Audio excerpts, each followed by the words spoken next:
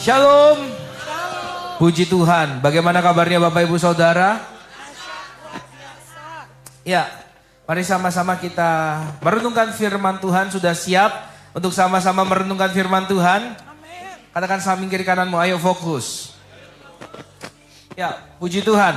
Bapak Ibu, kita akan sama-sama belajar mengenai Bapa yang baik, ya. Karena dunia perlu Bapa. Katakan dunia perlu Bapa. Keluarga kita perlu hadirnya Bapa yang baik. Amin. Katakan samping kiri kananmu, dunia perlu Bapa. Ya, sambil ditampilkan slide saya. Dunia perlu Bapa, Bapak Ibu. Karena itu kita mau belajar sama-sama pentingnya untuk kita menjadi Bapa yang baik di dalam kehidupan ini. Perlunya kita mengalami kasih Bapa. Karena prinsip dasarnya seperti ini. Kita nggak bisa memberi sesuatu yang nggak kita punya. Kita nggak bisa menyatakan sesuatu yang tidak kita pahami. Kita tidak bisa membagikan sesuatu yang tidak kita alami, Bapak Ibu. Karena pastikan Anda mengalami kasih Bapa. Katakan samping kiri kananmu, alami kasih Bapa. Kita punya background berbeda-beda, Bapak Ibu. Jangan salahkan nasib. Ya, percaya semua dalam kendali Tuhan. Keadilan Tuhan nyata di tengah keberagaman latar belakang kita, yaitu Ia memberikan kesempatan. Katakan kesempatan. Siapapun yang mau datang kepadanya, ia bisa mengalami kasih dan kuasa Tuhan. Itu keadilan Tuhan. Ya, semua orang berdosa pasti dapat hukuman. Lalu ada yang bilang, loh Pak, saya nggak bersalah itu karena orang lain. Yes. Pak, saya nggak bersalah karena akar dosa dari Adam dan Hawa. Ya. Kalau Tuhan menghukum manusia karena kesalahan orang lain, kita bilang Tuhan gak adil. Lalu di mana keadilan Tuhan? Ia datangkan Yesus Kristus. Ia utus anaknya yang tunggal untuk menjadi jalan penebus dosa bagi Anda dan saya yang berdosa. Katakan samping kiri kanan, jangan sombong. Sama, kita berdosa. Ya, Yesus Kristus menjadi bentuk keadilan Tuhan yang mengasihi semua orang. Dan catatan bahwa siapa yang percaya kepada Yesus Kristus, ia tidak binasa melainkan beroleh hidup yang kekal. Nah, jadi kita sama-sama mau belajar. Tuhan kita baik, amin. Tuhan kita adil, amin. Bapak Ibu masih bingung keadilan Tuhan, lihat Kristus yang hadir untuk menebus Anda dan saya. Dan hari ini kita mau sama-sama diingatkan kembali, yuk refresh. Bagaimana kita perlu mengalami kasih Bapa supaya kita dimampukan menjadi Bapa yang baik kelak. Ya, kita bisa menjadi orang tua yang baik kelak. Ya, mari kita baca bersama Bapak Ibu dalam Efesus pasal 6 ayat yang keempat. Efesus pasal yang ke-6 ayat yang keempat. Yang sudah dapat katakan amin. Ya. Sambil multimedia terus berusaha agar tampilannya bisa ditampilkan. Kita berdoa seluruh jaringan yang digunakan berjalan dengan baik ya Bapak Ibu. Saya sudah melihat senyuman-senyuman mencurigakan dari tim kita. Tapi katakan Tuhan tetap pegang kendali. Amin. Efesus pasal 6 Bapak Ibu. Ayat yang keempat kita baca bersama. 2, 3. Dan kamu bapak-bapak janganlah bangkitkan amarah di dalam hati anak-anakmu, tetapi didiklah mereka di dalam ajaran dan sekali lagi kita mau baca-baca khusus untuk bapak-bapak ya. Saya hari ini sudah jadi bapak, kita mau sama-sama baca dengan suara yang keras bapak-bapak ya. 2, 3. Dan kamu bapak-bapak janganlah bangkitkan amarah di dalam hati anak-anakmu, tetapi didiklah mereka di dalam ajaran dan nasihat Tuhan. Paulus mengingatkan orang percaya yang ada di Efesus. Orang percaya yang tekun beribadah. Dan dalam konteks ayat ini Paulus menekankan banyak hal bagaimana orang percaya harus memperhatikan kondisi rumah mereka. Ya, Shalom. Boleh angkat tangannya yang sudah punya rumah tangga? Oke ya, Bapak Ibu kita semua adalah jemaat Tuhan yang baik. Dan kesempatan di kali ini firman Tuhan mengingatkan kita ayo kembali kita perhatikan kondisi di rumah kita. Dan saya Bapak Ibu, hanya karena anugerah Tuhan, saya boleh diberikan kesenangan, semangat untuk mendalami bagian ini Bapak Ibu. Khususnya tentang hubungan ayah dan anak ya. Karena kita Maleakhi jelas sekali mengatakan di akhir menjelang hari Tuhan datang Bapak Ibu, maka Tuhan mengutus nabinya dan special mission, ada mission khusus ya, yaitu membuat hati anak kembali kepada bapa dan hati bapa kembali kepada anak. Wah, ini misi khusus, spesial. Sebelum menutup kitab Maleakhi, kitab yang terakhir di perjanjian lama, Tuhan kasih pesan khusus. Ada misi khusus, katakan misi khusus. Menjelang hari akhir, menjelang hari Tuhan datang Bapak Ibu, Tuhan mau kondisi hubungan, kondisi hati bapa dan anak pulih. Katakan pulih.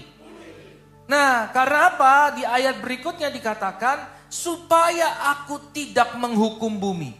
Jadi ketika saya diizinkan untuk mengalami kasih dan kuasa Tuhan dalam kebenaran ini Bapak Ibu, wow. Saya kuat sekali berkata ketika orang tua dan anak sinergi, ada berkat Tuhan terjadi. Yang percaya katakan amin. Jadi kalau kita mau lihat, rumah kita diberkati Tuhan, keturunan kita diberkati Tuhan, hubungan ayah dan anak harus diperhatikan. Hubungan orang tua dan anak harus diperhatikan. Karena itu kita mau belajar menjadi bapa yang baik ya. Kita sudah baca ayat ini. Saya ingin bagi kisah Bapak Ibu, ini pelayanan kami beberapa hari yang lalu dengan tim misi GPI Elusai. Mana suaranya tim misi GPI Elusai? Suaranya boleh sama-sama katakan uhuy. Bapak Ibu dengar suaranya banyak suara bapak atau suara ibu-ibu? Ibu-ibu Bapak Ibu. Bapak Ibu bisa lihat ibu-ibu yang banyak ini hampir setiap bulan itu masuk penjara. Lapas khusus pria ya, dan di situ kasusnya macam-macam Bapak Ibu. Tapi saya tuh luar biasa lihat semangat ibu-ibu ini, nggak takut, nggak ngeri, karena didorong semangat melayani Tuhan. Wah, tim misi GPI Elusai semangat melayani di LP-LP yang Tuhan bukakan untuk kita layani ya. Katakan samping kiri kanan, ayo semangat melayani Tuhan. Nah, kita kemarin tanggal 21 Juli, benar ya tim misi? Kita ada sekitar berapa orang? 25 orang ya. Kami bersama dengan Ibu Ida leadernya di situ. Kita pelayanan. Dan kali ini pelayanannya spesial. Pelayanan Champion Gathering. Wah, namanya keren. Champion Gathering. Pertemuan perkumpulan para pemenang. Tapi apa yang kita lakukan di situ? Pelayanannya adalah pelayanan pelepasan dan pelayanan pemulihan. Ya, jadi kalau kita mau menang, kita harus mau dilepaskan dan dipulihkan. Katakan samping kiri kanan, ayo kamu mau dipulihkan. Tanpa adanya pemulihan, pelepasan, gak ada kemenangan. Nah karena itu kami hadir di sana. Nah lihat ini salah satu foto yang saya dapat dari grup ya. Ibu siapa itu yang berdoa itu? Ibu Shirley. Ibu Shirley ada Ibu Shirley? Nah, Tante Shirley yang mus ya, mendoakan ya. Kita berdoa, ada Pak Rito ya. Bapak Ibu, orang-orang yang memberi diri didoakan ini, wah itu beragam kasusnya. Mereka sudah pakai tato tua, tangan lengan itu wah tatonya banyak sekali. Tetapi ketika kasih dan kuasa Tuhan bekerja, yang tinggi besar Bapak Ibu bisa nangis. Ya, waktu pelayanan pelepasan, doa pelepasan Bapak Ibu, ada yang manifest. Sampai tim kita yang sebesar-besar Wahyu Abdiel Bapak Ibu. Kewalahan untuk nanganin. Wah itu ada role lain yang bekerja. Tetapi sekali lagi Bapak Ibu, Tuhan mau melawat kita. Tuhan itu Bapa yang baik, dia gak mau lihat kita dikurung, dikekang oleh sesuatu yang menghambat kasih dan kuasa Tuhan bekerja. Yang memulihkan sehingga kehidupan mereka terus ada dalam tekanan dan kehancuran. Nah apa yang kita lakukan Bapak Ibu? Salah satunya kita mengadakan pelayanan hati Bapa. Ya, ada tiga modul, 4 modul utama: hati Bapa, kesembuhan luka batin, pelayanan pelepasan, dan karunia Roh Kudus. 4 modul utama saya, Pak Jack, dan Pak Edi menjadi pemateri. Nah, materi saya tentang hati Bapa, Bapak Ibu. Nah, ditanya kepada para peserta ini, ya, apa pengalaman yang menyenangkan yang engkau ingat dengan ayah? Ya, saya tidak sedang mau buat kita juga melakukan, tapi ya kalau ada yang Roh Kudus ingatkan, lalu memori Anda terbang, ya, di momen dimana Anda memiliki pengalaman baik dengan ayah Anda, ya silakan syukuri itu, ya. Dan dari banyak sekitar 100 warga yang ikut ibadah ini, saya baru berhasil kolek 42, saya rekam, saya potret jadi diagram ini Bapak Ibu. Dari 42 ini top 3 ya, pengalaman yang paling menyenangkan. Yang pertama, berlibur, ya. Berlibur atau jalan bersama ayah, ya. Siapa di sini yang rutin memberikan waktu jalan dengan ayah atau dengan anak? Itu bagus sekali karena top 3 dari pengalaman warga di dalam ini kiranya menjadi refleksi sederhana, ya. Ternyata jalan bersama dengan anak itu banyak manfaatnya dan itu menjadi kenangan yang indah buat anak kelak. Saya ingin kasih tahu nanti betapa pentingnya hal ini. Yang kedua, berbincang dan mendengar cerita ayah. Bapak Ibu, yang saya temui, yang kami layani itu kebanyakan juga orang-orang biasa. Ya, kebanyakan orang-orang biasa. Dan saya suruh mereka catat sederhana kisahnya dengan sebuah gambar. Jalan-jalannya ya biasa, nggak yang ya ada yang pergi ke luar negeri ada, tapi ada yang tulis mancing bersama. Sederhana itu, mancing bersama. Siapa yang suka mancing dengan anaknya? Mancing bersama. Nonton bola di kampung, wah itu aja sesederhana itu. Mereka sudah punya memori yang indah tentang ayah, ya. Jadi nggak usah muluk-muluk mau keluar negeri, kalau ada berkat ya bersyukur. Tapi sesederhana itu anak sudah happy, anak sudah punya memori yang indah dan itu penting. Kedua, berbincang, bercerita, ya. Ternyata penting, ya.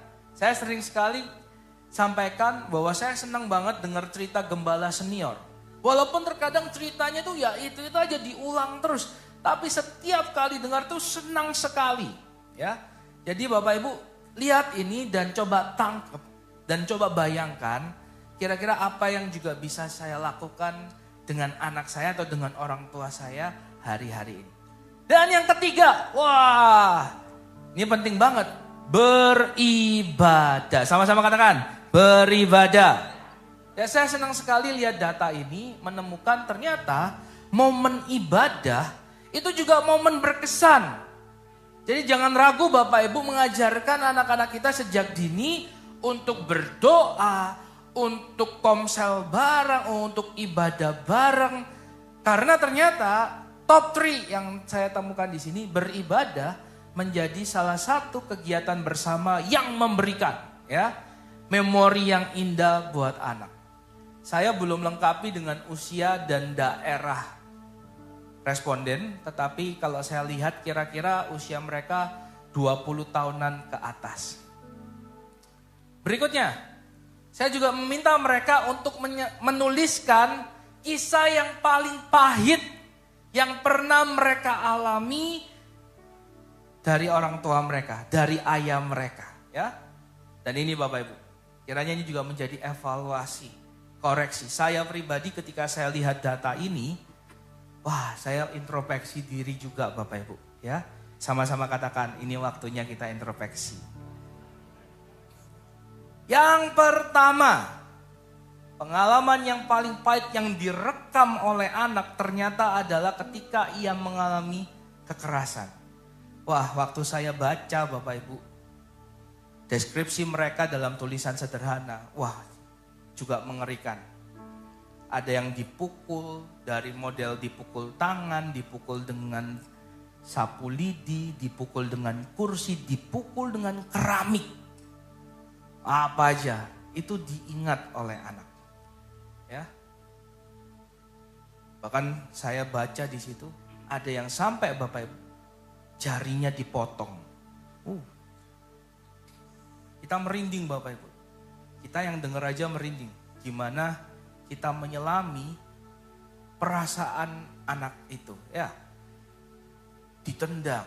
Jadi pengalaman fisik kekerasan ini melekat. Sakitnya mungkin bisa hilang Bapak Ibu, ya. Sakitnya bisa hilang. Tapi rekaman memorinya itu nempel.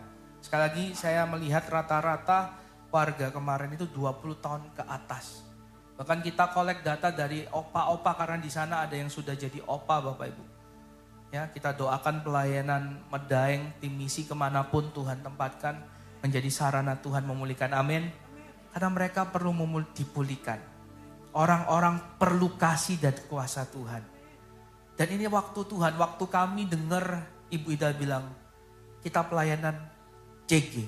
Kami langsung semangat, kami lihat bahwa ini benar-benar waktu Tuhan. Untuk mereka dipulihkan dan dilepaskan. Ya, ketika mereka ada di luar Bapak Ibu, mereka gak punya waktu itu. Mereka hidup dengan pemikiran sendiri, mereka hilang. Tapi itu cara Tuhan, mereka dikumpulkan. Dan Tuhan bilang ini waktunya mereka dipulihkan dan dilepaskan. Pertanyaannya kita mau gak nyiapin diri kita jadi alat Tuhan, sarana Tuhan. Ya, untuk kasih dan kuasa Tuhan dinyatakan.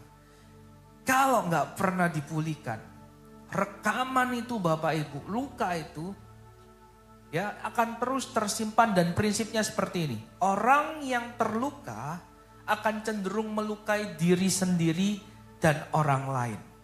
Ini prinsipnya Bapak Ibu. Karena itu mengapa kita perlu dipulihkan. Tuhan gak mau kita simpan hal-hal yang akan melukai diri kita sendiri dan orang lain.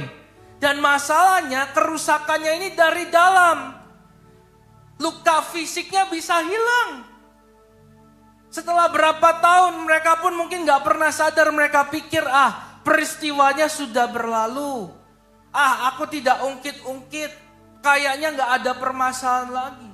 Tetapi sekali lagi luka yang disimpan akan membuat seseorang cenderung melukai diri sendiri dan orang lain. Bapak Ibu pernah masukin air penuhin satu botol penuh, satu botol kaca penuh. Lalu simpen di freezer kulkas. Pernah? Siapa yang pernah? Sengaja atau tidak sengaja? Lalu apa yang kemudian terjadi? Seringkali botolnya pecah. Bukan salah botolnya pecah. Bukan salah airnya. Tetapi salah tempat penyimpanannya. Katakan salah tempat penyimpanannya. Ketika air itu disimpan dalam suhu yang rendah, ketika ia membeku, mengeras, volumenya naik Bapak Ibu. Jadi dia memaksa, mendorong botol kaca itu dan molekulnya pada satu titik gak bisa rekat lagi, pecah. Itu sederhana penjelasannya. Pecah Bapak Ibu, pecahnya dari dalam. Yang salah siapa? Ketika kita simpan itu di freezer. Luka Bapak Ibu gak boleh disimpan di hati kita. Gak boleh disimpan di memori hidup kita. Ini yang Tuhan mau. Ini yang Tuhan ingin kasih tahu dan ingin pulihkan, bebaskan setiap kita. Nah mengerikan Bapak Ibu, luka dari konteks ini masuk di unit kehidupan manusia yang paling awal, paling dasar, yaitu keluarga. Ini mengerikan. Jadi kita lihat top 3 tadi yang menyenangkan, kita lihat lagi top 3 yang pahit. Pertama mengalami kekerasan, yang kedua apa? Dari banyak Bapak Ibu, peristiwa pahit ternyata yang kedua adalah ketika anak menyaksikan ayah dan ibunya bertengkar. Wah, bisa nangis kalau bahas ini Bapak Ibu. Ya. Tapi saya ingin Bapak Ibu hari ini kita sama-sama ngalamin kasih Bapak. Amin. Kita sama-sama ngalamin kasih Tuhan. Ingat, lihat samping kiri kanannya, katakan Tuhan mau melepaskanmu. Haleluya. Ya, ternyata ini yang membuat anak juga mengalami momen pahit ketika ia melihat ayah bertengkar dengan ibu. Ya. Bahasan seperti ini agak nggak nyaman Bapak Ibu. Siapa yang suka lembaran khusus dalam hidupnya dibuka sembarangan orang? Gak ada Bapak Ibu. Mereka pun gak suka. Di sebagian keluarga, anak pria harus dibuat keras, kuat. Jadi untuk membahas hal-hal yang sensitif, yang sebagian orang bilang lembek kamu. Orang ada gak suka. Tetapi sekali lagi waktu Tuhan memulihkan dan tidak ada satu kuasa yang bisa menghambat. Amin Bapak Ibu. Nah yang kedua adalah menyaksikan ayah bertengkar dengan ibu. Mari ayo, ini menjadi evaluasi kita. Bahwa mulai sekarang saya pribadi juga belajar Bapak Ibu untuk tidak menghadirkan tampilan-tampilan seperti ini. Karena itu ternyata menjadi sebuah memori pahit. Ya. Pengalamannya sudah selesai. Tapi rekaman rasa ya itu masih ada. Ya. Ketika flashback lagi, anak seperti dipertontonkan film. Mimik wajah ayah yang marah itu masih terlihat jelas. Teriakannya sepertinya juga masih ada di telinga. Jadi memorinya itu masih ada. Dan hanya kasih dan kuasa Tuhan yang bisa memulihkan. Yang berikutnya, ayah pergi meninggalkan rumah. Apakah itu ditinggal karena meninggal? Atau karena memang ayahnya sedang bekerja, harus meninggalkan keluarga dalam waktu yang lama. Dan yang terpahit adalah ketika anak sudah tahu bahwa ayahnya memang meninggalkan keluarga itu dan membangun keluarga lain. Itu ternyata menyakitkan. Itu membuat pahit Bapak Ibu. Ternyata ada hubungannya Bapak Ibu. Saya waktu belajar The World Need a Father, Casey Custon. Casey melakukan penelitian seperti ini Bapak Ibu. Ia meneliti, didapati bahwa banyak anak-anak melakukan penyimpangan di masa remaja dan seterusnya kehidupan mereka. Karena mereka punya benang merahnya, mereka sama-sama dari latar belakang keluarga yang gak baik. Ayah mereka tidak hadir. Dan sayangnya mereka belum ngalamin kasih Bapa yang memulihkan. Sehingga luka itu cenderung membuat diri mereka melukai diri sendiri dan orang lain. Akibatnya mereka masuk ke penjara. Nah ketika saya kemarin CG, saya nangkep. Saya mau coba lihat formulir yang selama ini kita bagikan. Seperti biasa waktu SPK, waktu CG kita bagian formulir. Saya ingin melihat dan saya bersyukur saya mendapati ternyata benar Bapak Ibu. Ada kaitannya bagaimana kehadiran ayah di rumah, bagaimana hubungan ayah dan anak dengan masa depan anaknya. Ya, saya belum lengkapi di sini karena topik saya hari ini benar-benar soal Bapak. Ya, tetapi ketika kita lihat di sesi berikutnya, sesi Pak Jack tentang pelepasan, wah. Didaftar perbuatan kebiasaan-kebiasaan buruk. Wah ternyata banyak Bapak Ibu. Sehingga kita bisa bilang seandainya rumah itu bisa baik, seandainya ayah berperan baik di tengah rumah, mungkin keluarga tidak menyumbang faktor sebuah kerusakan masa depan anak. Ya banyak faktor, bisa lingkungan, bisa pergaulan, tetapi paling tidak yuk sama-sama kita mau berusaha agar kita tidak menambahkan faktor itu. Ya. Katakan kita usahakan gak ikut-ikutan. Ya. Usahakan gak ikut-ikutan. Ya. Banyak faktor, tapi paling tidak kalau kita memahami ini Bapak Ibu, memahami apa yang firman Tuhan katakan, kita bisa mencegah diri kita untuk menambahkan faktor itu. Dan menyakitkan Bapak Ibu, ini kenyataannya. Bahwa satu ayah bisa memberikan dampak yang berbeda dari berbagai momen yang berbeda. Ya. Satu ayah bisa memberikan dampak yang berbeda dari berbagai momen yang berbeda. Dan firman Tuhan memberikan sebuah gambaran tadi bahwa ayo peran ayah itu penting.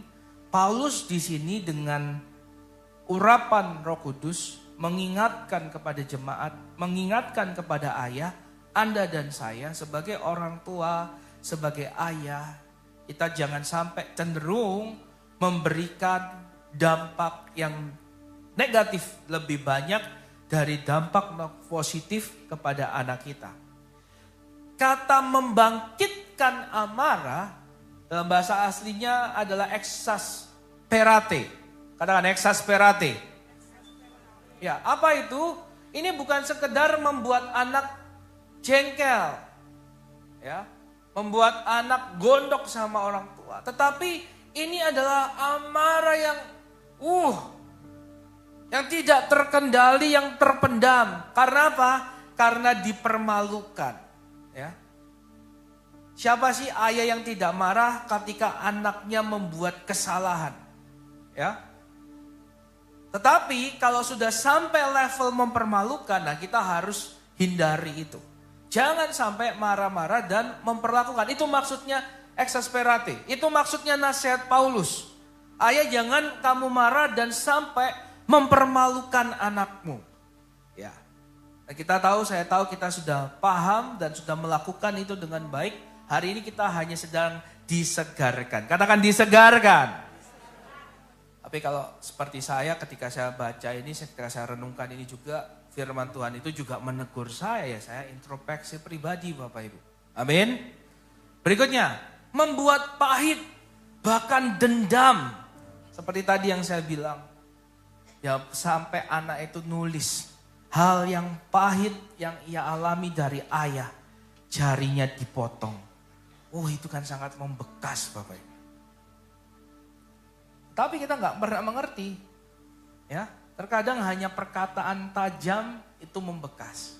Ya. Saya nanti akan bahas bahwa ya bukan berarti kita takut, ya. Karena Paulus jelas berkata jangan membangkitkan amarah lalu takut untuk tidak mendidik anak. Tidak, ayat tadi jelas berkata Bapak Ibu bagaimana kita harus mengarahkan anak kita. Didiklah mereka, katakan didiklah mereka. Ini juga bukan didik yang jangan ya, terus dia nggak jadi, terus ya wis. Enggak. Kontradiksi dengan ayat yang lain yang berkata jangan sayangkan rotan. Nah batasannya ini, exasperate. Ini batasannya.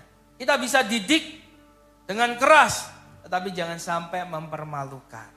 Ya, jangan sampai ia pahit dan dendam. Nah bagaimana supaya tahu anak tidak pahit dan dendam? Ya, harus ada peran orang tua yang nanyain. Kamu ngerti nggak kenapa papa marah? Ya. Saya mencontohkan kisah aja, karena ini yang saya alami. Di keluarga kami, papa punya tongkat kasih. Saya sudah sering sampaikan ini, tapi kiranya ini menguatkan lagi. Jadi ketika habis dimarahin, ya, dipukul, lalu papa tanya, kamu tahu kenapa papa marah? Iya, ya walaupun sudah tahu tetap dipukul, cetak, gitu ya.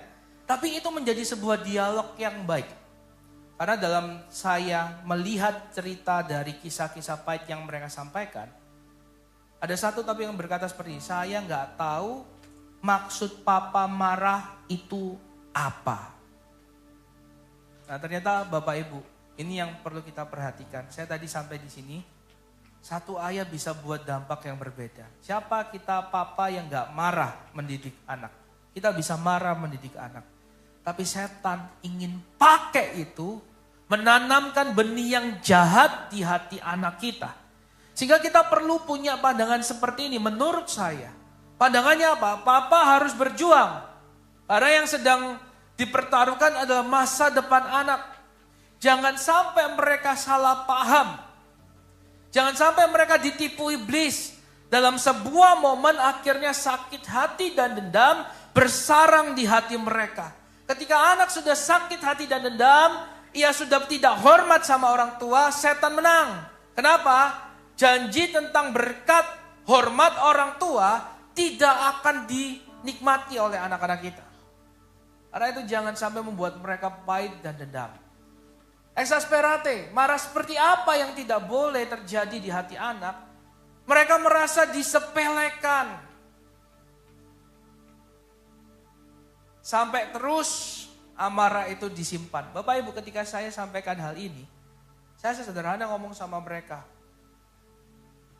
Kalau kamu merasa belum mengampuni orang tuamu, bagaimana cara taunya? Kamu masih bisa ingat dengan benar, suara itu seperti masih ada dan menyakitkan, memorinya masih jelas engkau lihat dan kau benar-benar jengkel, berarti itu momen kamu masih perlu pemulihan dari Bapa. Kamu masih perlu menyatakan, aku mau mengampuni orang tuaku.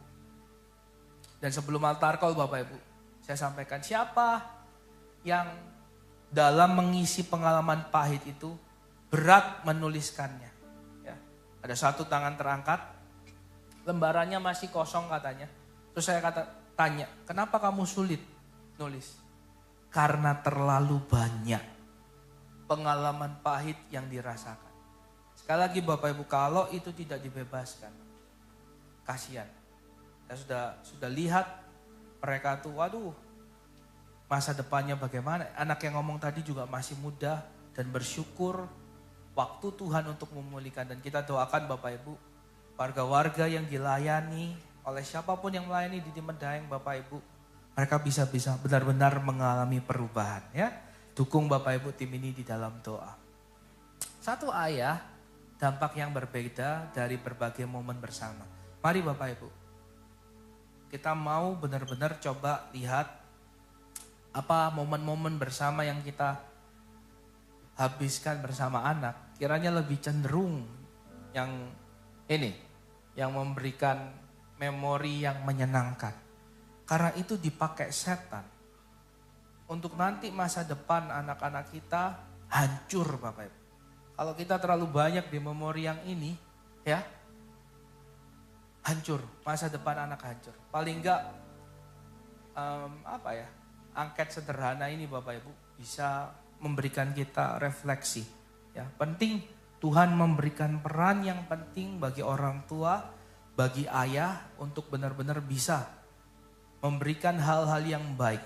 Ya, saya belajar tentang depresi Bapak Ibu. Saya belajar tentang itu.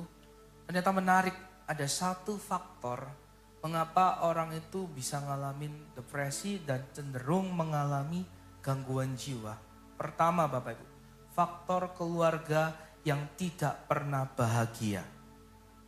Dan ketika dijabarkan apa itu ketidakbahagiaan, salah satu faktornya miskin. Tidak pernah punya momen bersama yang bahagia. Ya bayangin Bapak Ibu, kalau kita sebagai anak atau sebagai anggota keluarga, kita ngerasa berat terus kehidupan. Kita merasa nggak bisa apa-apa. Kita merasa pahit terus. Ya pasti kalau nggak pernah ngerasain kebahagiaan. Untuk punya harapan akan masa depan kayaknya nggak baik. Dan itu menggoncang jiwa. Jadi jangan Bapak Ibu merasa aman dan nyaman di tengah kondisi Anda sedang ngalamin hal yang nggak baik. Anda terus menikmati momen Anda bersedih, menangis, meratapi diri. Jangan merasa aman dan nyaman. Itu nggak boleh. Karena itu Tuhan selalu bilang datang padaku. Amin. Bapak yang baik itu datang. Dia mau kasih kelegaan. Penting dalam kehidupan kita ngalamin kelegaan. Ngalamin damai, ngalamin sukacita. Penting. Supaya memori kita ini baik Bapak Ibu.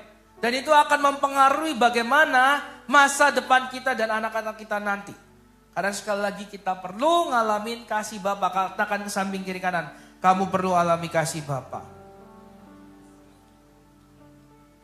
Nah, ini yang saya tekankan. Mengapa perlu terjadi hubungan ayah dan anak yang baik? Karena impartasi itu terjadi, Bapak Ibu. Katakan impartasi.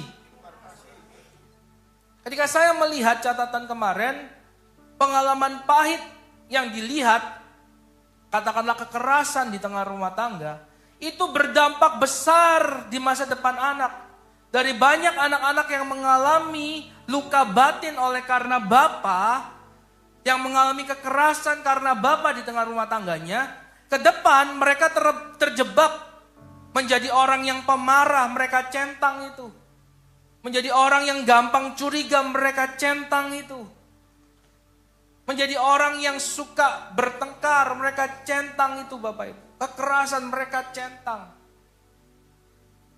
Kiranya ini menjadi sebuah refleksi sekali lagi saya sampaikan. Karena prinsipnya apa yang anak lihat dari Bapa itu yang mereka lakukan. Kita suka nggak suka ini prinsip Bapak Ibu. Yesus sendiri berkata seperti ini. Kita baca bersama, 2, 3. Maka Yesus menjawab mereka katanya, aku berkata kepadamu, sesungguhnya anak tidak dapat mengerjakan sesuatu dari dirinya sendiri, jikalau tidak ia melihat Bapa mengerjakannya, sebab apa yang dikerjakan Bapa, itu juga yang dikerjakan. Yang menjadi pertanyaan, apa yang kita izinkan untuk anak-anak itu melihat dari hidup kita? Ya, apa yang kita izinkan? Apa yang akan kita tontonkan, perlihatkan kepada anak-anak kita? Karena prinsipnya seperti ini, anak akan melakukan apa yang ia lihat dari bapaknya. Bapak Ibu, dalam kehidupan saya hampir pernah salah jalan. Tidak mau melihat apa yang dilakukan oleh ayah saya. Ya. Saya sudah sering cerita Bapak Ibu, sebagai anak pendeta di masa-masa itu, saya nggak bangga banget jadi anak pendeta. Saya nggak mau banget. Nggak nyaman banget. Akhirnya apa Bapak Ibu? Terjadi. Karena saya mencoba untuk menolak realitas saya sebagai anak Tuhan, setan menipu saya Bapak Ibu. Saya terjebak dalam kehidupan yang ngawur istilahnya. Yang kalau bukan karena Tuhan baik memulihkan gambar Bapa di dalam kehidupan saya, wow, berat banget. Dan tahukah Bapak Ibu, bahwa harus dimulai dari ayah. Ya, saya mendorong Bapak Ibu, inisiatif kiranya dimulai dari ayah. Ya. Saya bersyukur Bapak Ibu, dalam pengalaman hidup, dalam kondisi saya yang kacau itu, saya ada di dalam rumah di mana orang tua itu selalu mendoakan anak. Satu yang saya lihat Bapak Ibu, dan saya syukuri papa mama saya itu tidak pernah mengutuk saya. Di banyak kisah yang warga binaan kemarin sampaikan, mereka banyak dikutuk dan juga oleh orang tuanya sendiri. Itu jadi red flag buat kita Bapak Ibu ya. Jadi apa ya? Red flag. Hal yang gak boleh kita lakukan. Amin. Parents, papa mama. Amen. Seperti apapun kondisi anak kita. Ya. Senakal, senggak baik apapun. Jangan keluar dari ucapan kita sesuatu yang mengutukinya. Amin. Kisah maling kundang itu kan katanya legenda ya. Tapi cerita itu mengajarkan kita juga. Ya pertama, anak jangan durhaka. Ya, yang kedua, perkataan orang tua itu mandi gitu ya. Ya, jadi anak-anak nggak boleh ngeremehin orang tua. Amin. Kata-katanya mandi, kata-katanya manjur. Bagi doanya, waduh. Nah saya bersyukur di tengah kegelapan itu, peran orang tua itu menjadi titik terang. Saya kembali ke jalan yang benar. Ya, kalau waktu itu saya dibiarin, saya nggak ditegur, nggak dimarahin ya Bapak Ibu. Wah, udahlah hilang. Atau waktu itu saya diusir dari rumah. Wah, ya sudah hilang Bapak Ibu ya. Tapi saya bersyukur ada selalu alasan mengapa saya kembali pulang ya. Penting. Nah, ini nanti kita akan bahas juga Bapak Ibu bila ada waktunya. Tetapi saya ingin tekankan di sini. Prinsipnya sekali lagi, anak akan melihat apa yang dikerjakan oleh bapaknya. Yesus sebagai anak sendiri, ia melakukan hal ini. Dikatakan ia tidak dapat melakukan apapun kalau ia tidak melihat Bapa. Ya. Jadi sebagai orang tua, ini peluang kita. Katakan ini peluang. Kalau kita mau memberikan teladan yang baik dalam kehidupan rohani, karena kita akan bahas banyak tentang membangun kehidupan rohani, ini peluang. Hubungan orang tua dan anak adalah peluang. Anak bisa terpapar oleh hal-hal yang baik sejak dari rumah. Ya. Kasus hakim-hakim sudah mencatat Bapak Ibu, ketika angkatan-angkatan yang baik, yang mengenal Tuhan, yang dibentuk dengan kondisi yang berat di zamannya. Tetapi ia mengenal Tuhan, mereka mengandalkan Tuhan. Ketika angkatan ini sudah tidak ada, bangkit angkatan yang lain. Artinya di kemah-kemah Israel sudah gak ada lagi model-model, role model yang baik. Ada 3 top pengalaman menyenangkan dengan ayah yang tadi kita sudah lihat. Nggak ada lagi di kemah-kemah Israel anak-anak yang mendengar cerita yang baik dari orang tuanya. Nggak ada lagi role model di kemah-kemah Israel orang tua yang mengajak anaknya beribadah. Nggak ada lagi role model di Israel yang di mana orang tua mengajak anaknya jalan-jalan bersama dan lebih mengenal Tuhan. Ketika role ini hilang Bapak Ibu, bangkit angkatan lain, nggak tahu, dia nggak punya role. Dia mencari Allah lain, dia mencari referensi lain, dan dikatakan bangsa itu akhirnya beribadah kepada Allah lain dan melakukan hal-hal yang jahat. Saya sangat terfokus dengan hal ini Bapak Ibu. Ya, tentu semua itu kasih karunia Tuhan. Amin. Membuat orang itu berbalik setia kepada Tuhan, berbalik dari jalan-jalannya yang jahat, itu hanyalah kasih anugerah Tuhan. Dan kasih anugerah Tuhan itu, Tuhan juga kerjakan melalui orang tua. Kasih anugerah itu juga Tuhan kerjakan melalui ayah. Ya, karena itu sekali lagi prinsipnya anak melakukan apa yang dilihat dari ayahnya. Ya, jadi kalau kita mau membuat anak kita senang beribadah, siapa dulu yang harus beribadah Bapak Ibu? Ayah. Katakan, kamu dulu. Kalau kita mau melihat anak-anak kita punya tutur kata yang lembut, punya tingkah laku yang baik, dimulai dari siapa dulu Bapak Ibu? Ayah. Mulai dari ayah, dimulai dari orang tua. Karena prinsipnya anak akan melakukan apa yang ia lihat dari bapaknya, dari orang tuanya. Dan itu kenapa hari ini kita mau belajar yuk jadi papa-papa yang baik, jadi papa yang baik buat anak-anak kita. Dan ini peluang kita punya 3 hal ya yang saya coba tawarkan Bapak Ibu untuk sama-sama kita lakukan. Ayo, ini peluang kita ya, pengalaman baik, pengalaman menyenangkan itu akan terus teringat ya, sama dengan pengalaman yang pahit ya.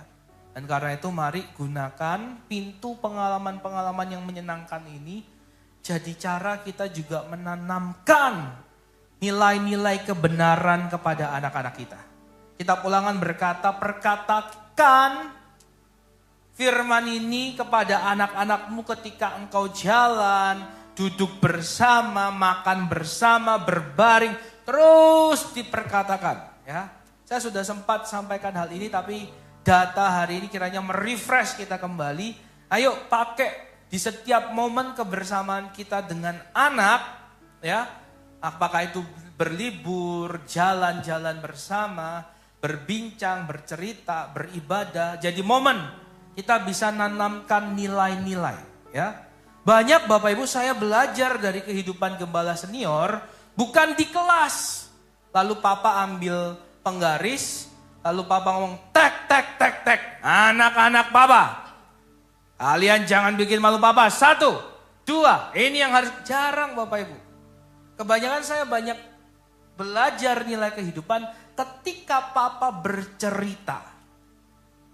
Shalom Papa-Papa. Ya, kita nggak harus belajar storytelling, kita nggak harus belajar public speaking. Tapi Tuhan kasih kita sebuah anugerah bercerita. Ya, katakan bercerita. Ya. Ceritakanlah kebesaran Tuhan. Ya.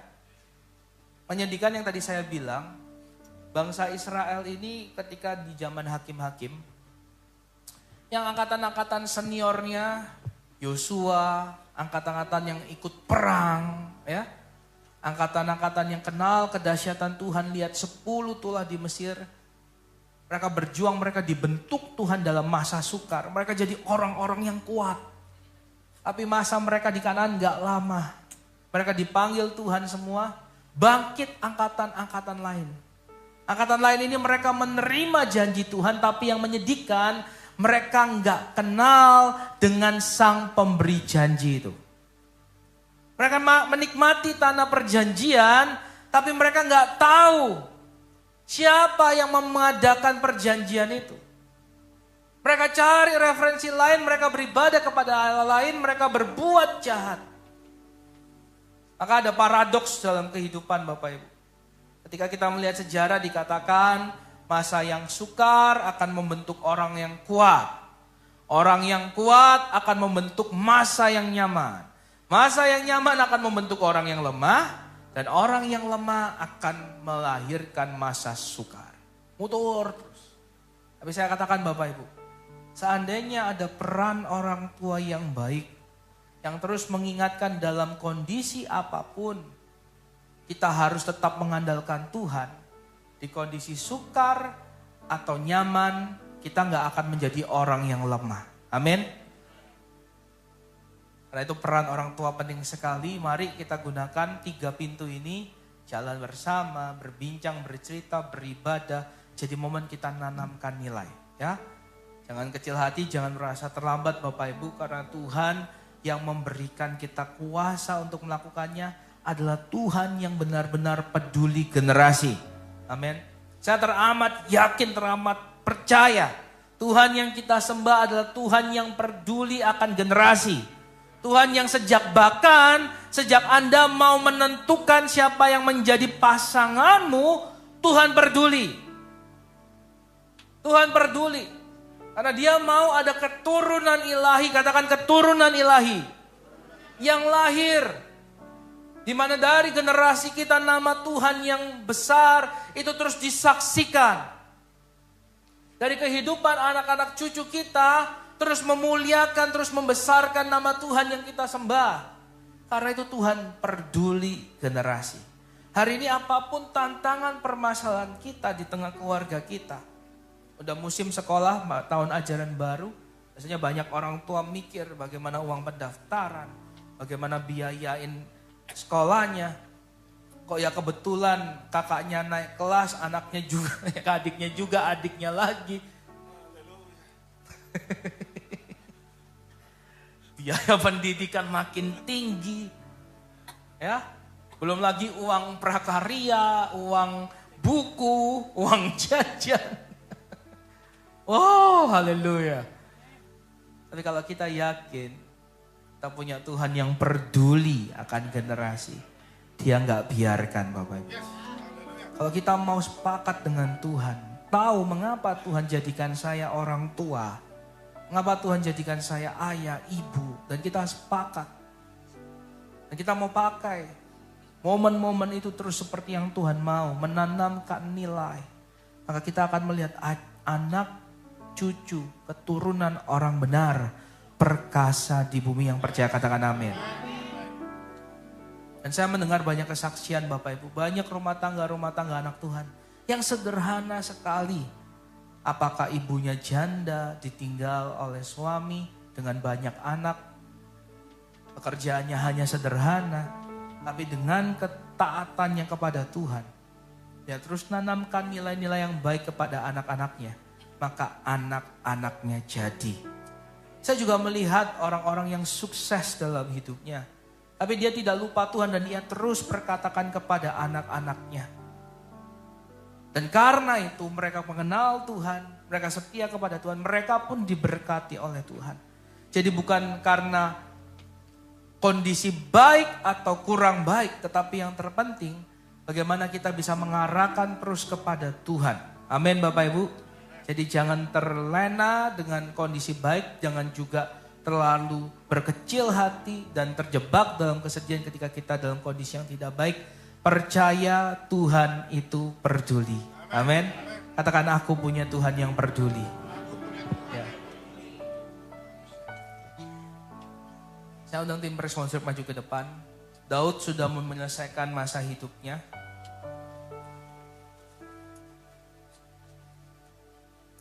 Sebagai ayah dia sudah melakukan semua yang terbaik. Untuk kerajaan, untuk keluarganya, lepas dari semua drama kehidupan Daud. Tapi ada satu peran yang dia nggak boleh lupakan. Dan itu peran yang sangat penting. Sehingga waktu ia sudah tahu bahwa masa hidupnya sudah menunggu, dia panggil Salomo. Dia panggil anaknya. Dan ayat ini berkata seperti ini. Dan engkau, anakku Salomo, kenallah Allahnya ayahmu dan beribadahlah kepadanya dengan tulus ikhlas dan dengan rela hati. Sebab Tuhan menyelidiki segala hati dan mengerti segala niat dan cita-cita. Jika engkau mencari Dia, maka Ia berkenan ditemui olehmu. Tapi jika engkau meninggalkan Dia, maka Ia akan membuang engkau untuk selamanya. Saya ingin membahas ini sedikit aja Bapak Ibu. Daud itu punya banyak anak. Dan saya yakin sebagai orang tua dia mencoba untuk menyampaikan hal-hal penting kepada semua anaknya. Tapi kemungkinan gak semua mau datang karena gak semua dekat sama Daud. Terbukti Bapak Ibu. Salah satu anaknya namanya Absalom. Di kemudian hari dia kudeta ayahnya. Dari mana ide kudeta ini terjadi Bapak Ibu? Kemungkinan dari kecil Absalom gak dekat sama Daud. Dan banyak referensi masuk. Dia bilang tunggu waktunya. Kalau aku sudah bisa berkuasa, tak guling no kekuasaan. Oh papa hari ini bisa gitu. Oh ya tunggu waktunya. Tunggu waktunya. Itu seperti menanam sebuah bom. Tik-tak, tik-tak, tik-tak, tik-tak. Jadi banyak anak. Tetapi hanya anak yang dekat. Nah menarik kenapa bisa dekat. Karena Salomo ini Bapak Ibu. Selain ibunya. Tanda kutip. Menjadi istri yang sangat disayang oleh Daud. Ya. Dia didampingi. Salomo ini didampingi oleh hamba Tuhan. Dan saya mulai membuat sebuah rekonstruksi sederhana. Ya orang-orang di samping inilah yang turut membangun hubungan ayah dan anak ini juga. Nanti kita akan melihat banyak peranannya. Ketika Daud ingin memutuskan siapa yang akan menjadikan raja, Nathan itu ngingetin, Salomo ini. Dan terjadilah Daud memilih Salomo. Bapak Ibu, harus ada ekosistem yang kita bangun. Ya, harus ada lingkungan yang benar kita bangun supaya rumah itu bisa mendukung hubungan ayah dan anak terjalin dengan baik. Sehingga klimaksnya di sini Bapak Ibu. Bukan takhta kerajaan.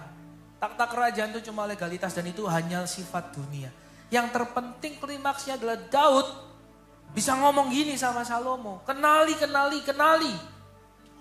Allah ayahmu. Ini yang terpenting. Baru nanti dia ngomong tentang kerajaan dan segala macamnya.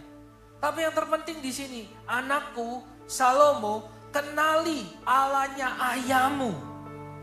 Daud ngomong gini, aku tahu mungkin kamu sudah punya pengenalan seperti apa, tapi aku mau kau benar-benar kenal Allah yang aku sembah.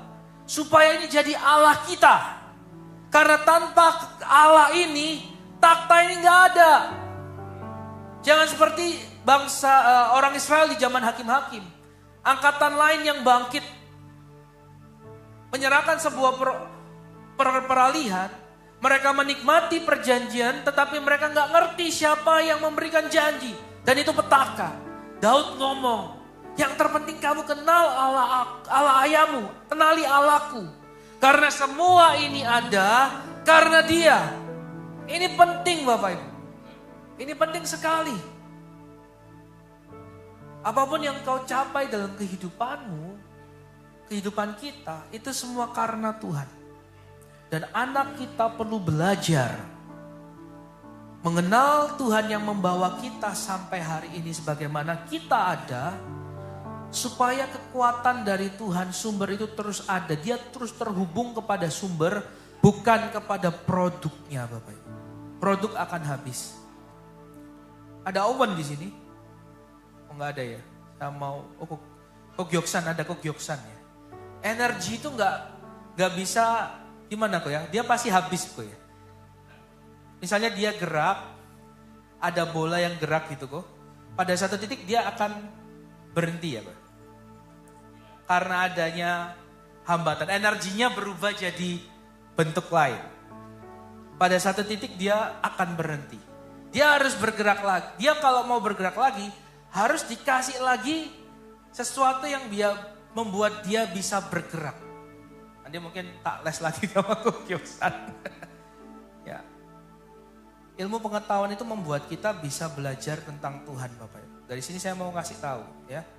Jangan cuma kenalkan anak-anak kita dengan produk. Ya. Yaitu baik kita mempersiapkan segala sesuatu untuk anak-anak kita. Warisan, apapun. Tapi sekali lagi dari pesan Daud ini, Daud memperkenalkan sumbernya. Dan ini yang terpenting. Ya, sehingga anak-anak kita Bapak Ibu akan terus bergerak. Ya, akan terus dituntun oleh Tuhan. Karena dia terus terhubung dengan sumbernya. Daud ngomong pesan yang penting. Kenalah Allahnya ayahmu dan beribadalah kepadanya. Dan ini dimulai ketika hubungan ayah dan anak itu terjalin. Ini bisa terjadi ketika sejak kecil banyak memori yang indah. Di kemudian hari selalu mau bersaksi. Ketika aku ada di rumah ibuku, ayahku, orang tuaku selalu menasehati aku. Nah Bapak Ibu, mari kita bentuk ekosistemnya.